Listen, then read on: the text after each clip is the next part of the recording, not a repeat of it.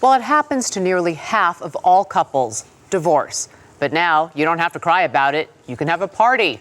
CBS News correspondent Sandra Hughes has the latest on this new trend. After years of being single and then a whirlwind romance, Kim Williams tied the knot with a fizzle. My marriage was ugly and it was very hard to go through. And when those divorce papers came, that is definitely worth celebrating. There were a few tears, and then she was ready to party. Kim is embracing her future, surrounded by friends at, what else? A divorce party. To get rid of the memories and mementos, she slapped a for sale sign on her wedding dress and altered the wedding day photos. She put her ex-husband's face on a dartboard, and to drive home the point, she even created ex-toilet paper.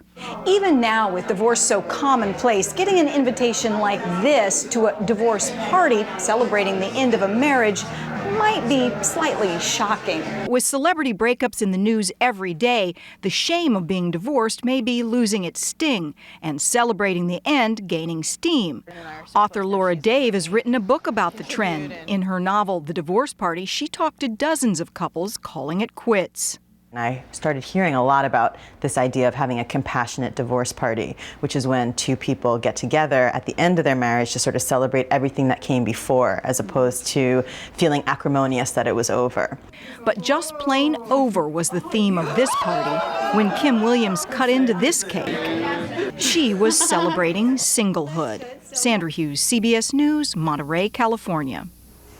And Laura Dave is with us this morning, along with Charlotte Hewlett, head of Celebrant Foundation and Institute, a company that plans divorce ceremonies. Welcome to you both. Charlotte, what is a divorce ceremony? Are both people present, both people who are trying to divorce each other? Most of the time, when there is a divorce ceremony, we honor a specific person's transition from being a married person to being a single person. I.e. freedom. So, yes. So occasionally we may have it where there is, and both the ex-husband and wife are part of the ceremony, especially if there's children involved, because we want to make sure that the children know that even though mommy and daddy are no longer married, they are still family. We are still your mommy and daddy. So there are certain couples that wait, of course, till after the fact that they've been divorced, maybe some time has gone by, and they want to have a divorce ceremony, more so a family ceremony if it's both the ex-husband and the wife. And what happens at these ceremonies? Obviously, one where both parties are present. There's no dartboard like the one we just saw. No, there's no dartboard. I mean, a divorce ceremony usually has more dignity, more personalization, and be able to take a look at the life that they had together, or the person that was divorced, what they had in the past, and honor all of those moments that they had, and also the fact that they are now going to the next stage and they are a single person. Okay, of all the divorce ceremonies that you have performed or, helped coordinate, how often are both parties actually present? I just don't see that happening. It doesn't happen often. It's mostly one person coming to us saying that they, been through a divorce and they've written up they signed their final judgment, and they now want to proceed with some kind of a ceremony where they can thank their families and friends for supporting them. They've gone through the emotional. Laura, let me ask you, because you interviewed a lot of couples going through a divorce, just recently divorced for your book. How often did you find people wanted to have this sort of ceremony, and how many of them wanted to have their soon-to-be ex-spouse at that ceremony? Right. I think it has a lot to do with the intention of that celebration. I spoke with a lot of people at different points in marriage, primarily because my book is about a woman who's trying to start a marriage in the face of watching her parents, divorce, watching her fiance's parents divorce, which is so prevalent in my generation.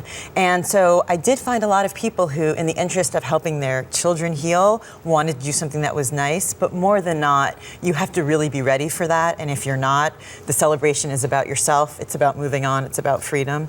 And you even have to be ready for that, because sometimes there is still anger.